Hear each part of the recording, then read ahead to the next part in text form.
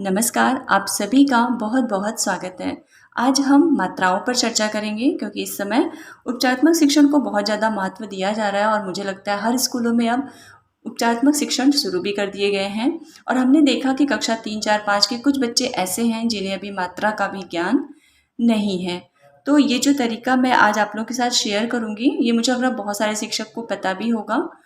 तो ये तरीका 1-2 में कितना सफल होगा, ये तो मैं अभी नहीं कह सकती क्योंकि मैंने अभी उन पर इसका प्रयोग नहीं किया है। लेकिन हाँ, कक्षा 3, 4, 5 में ये सफल ज़रूर होगा क्योंकि बच्चे हमारे समझदार हो चुके हैं।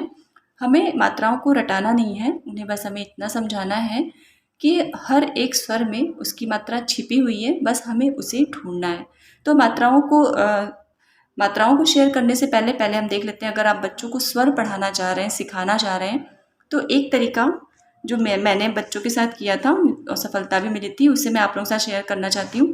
आप बच्चों को इस तरह से जोड़ियों में सिखाइए। आप देखेंगे हर एक स्वर की जोड़ियाँ बनी हुई हैं, जैसे छोटा बड़ा, छोटी बड़ी की जोड़ी, छोटा ऊ बड़ा ऊ की जोड़ी, ऐ की जोड़ी, ओ औ की जोड़ी, आह की जोड़ी। अगर हम इसे एक दिन में 2 स्वर सिखाएंगे बच्चों को सिर्फ, तो भी ये 7 दिन में कंप्लीट हो जाएगा। पहले दिन हम आ पे बताएंगे, फिर अगले दिन जब हम शुरू करेंगे तो पहले आ को दोहराएंगे, तब हम ई और ई पर आएंगे, इस तरह से। लेकिन अब छोटा बड़ा करके हमें नहीं पढ़ाना है, ये परंपरागत तरीका तो था ही, पर अब कुछ सालों से कहा गया कि इस तरह से बच्चों को नहीं पढ़ाना है, हमें पढ़ाना है आ, ई, ऊ, इस तरह से। तो ये तीन जोड़ियों को पढ़ने में आ, ई, ऊ बच्चे बहुत ज़्यादा कंफ्यूज भी होते हैं, बल्कि छोटी बड़ी से वो जल्दी समझ जाते हैं। लेकिन पता नहीं क्यों शिक्षाविदों का कहना भी सही होगा, कुछ उन लोगों ने सोचा होगा इस तरह से पढ़ाना ज़्यादा ठीक है। तो लेकिन जब हम मात्राओं पे आएंगे तो हमें इसका इस्तेमाल करना ही होगा। छोटी की मात्रा, बड़ी की मात्रा, छोटा ऊ का मात्रा, बड़ा ऊ का मात्रा। ऐसे तो हम नहीं कह सकते कि ऊ की मात्रा, ये ऊ की मात्रा, ये ई की मात्रा, ये ई की मात्रा। तो बहुत ज़्यादा कन्फ्यूज़न होता है बच्चों में। हमें यहाँ पर छोटी बड़ी का इस्तेमाल करना ही होगा। चलिए, ये तो एक बात है। बच्चों को हमें क्या बताना है, ये छोटा है, ये बड़ा है। ये छोटा आ क्यों है और ये बड़ा आ क्यों है? क्योंकि इसके पास एक डंडी नहीं है और इसके पास एक डंडी एक्स्ट्रा है, इसलिए ये बड़ा आ है। अब ये छोटी क्यों है और ये बड़ी क्यों है? क्योंकि इसके सर पे मुकुट नहीं है और इसके सर पे मुकुट है, तो इसके पास एक चीज़ एक्स्ट्रा है, तो ये बड़ी हुई और ये छोटी हुई। अब ये छोटी ई है, इसलिए हम इसे धीरे से पढ़ेंगे, क्योंकि छोटे बच्चों को अक्सर बताया जाता है कि बड़ों से ऊंची आवाज़ में बात नहीं करते, छोटे बच्चों को धीरे से बात करनी चाहिए। इसलिए हम इसे धीरे से पढ़ेंगे ई, और इसे हम तेज आवाज़ में पढ़ेंगे ई। उसी तरह से आप ऊपर भी फॉलो करेंगे। ए और ए, ओ औ की जोड़ी, ओ में एक डंडी ऊपर एक डंडी नीचे, औ में 2 डंडी ऊपर एक डंडी नीचे, अंग में एक बिंदी है, आह में 2 बिंदी रहेगी। ये तो हो गया स्वर की बात। अब आते हैं हम मात्रा पे। अब देखिए आ की मात्रा कैसी है, सिर्फ एक डंडी है। अगर आप ध्यान से देखेंगे तो आ के बगल में जो डंडी है, यहीं से इसकी मात्रा ली गई है और बना दी गई है इसे आ की मात्रा। ई और ई में ये फॉर्मूला नहीं हो रहा है, मुझे कोई तरीका इसका नहीं मिला। अगर आपके पास होगा तो कमेंट में बताइएगा।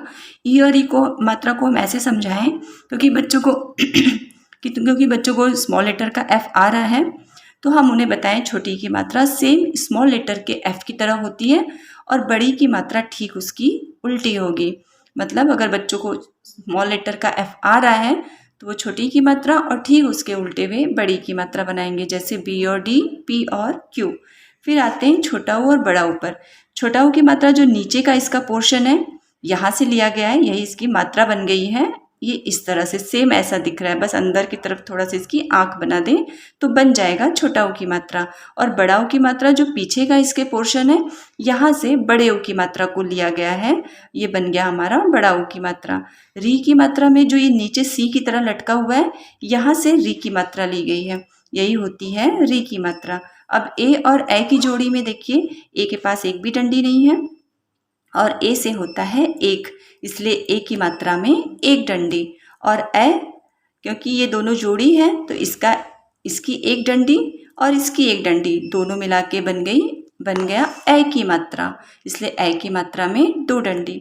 ओ और औ में देखिए बहुत सिंपल है, बच्चों को बहुत इजीली इसकी मात्रा बता सकते हैं कि जो अ के पीछे बना हुआ है ओ के जो पीछे का पोर्शन है, एक डंडी ऊपर एक डंडी नीचे, यही ओ की मात्रा है। और औ के जो पीछे का भाग है, मतलब 2 डंडी ऊपर एक डंडी नीचे, ये औ की मात्रा है। अंग में जो इसकी एक बिंदी है वो अंग की मात्रा है। आह में जो इसकी 2 बिंदियां हैं, यही इसकी आह की मात्रा है।